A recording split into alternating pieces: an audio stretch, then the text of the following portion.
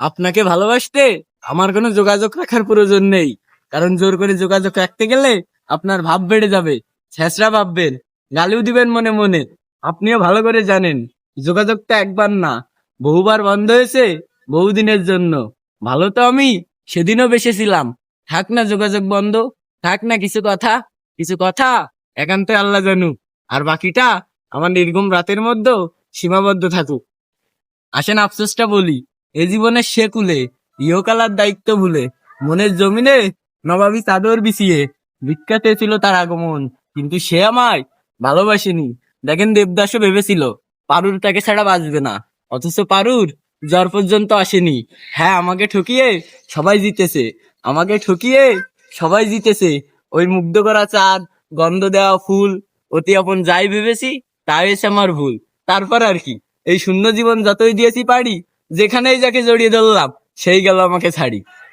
এইদিকে একটু দেওয়ার কথা। না হয়েছে। বাদল কিছু কর, সুন্দর সুন্দর বাড়ি দেখতে চাইলে কে দেবে? রং করতে ফোন দিতে হবে, বুঝেছাও? আমার সুন্দর করে রং করে দেবো, বুঝেছাও? সুন্দর সুন্দর বাড়ি দেখতে চাইলে আমার সুন্দর সুন্দর টাকা খরচ করতে হবে। টাকা খরচ করলে আমরা সুন্দর সুন্দর রং চং করে দেবো, পছন্দ হবে, অবশ্যই পছন্দ হবে। আর এই যে দুই টিকটাকার, বুঝেছাও?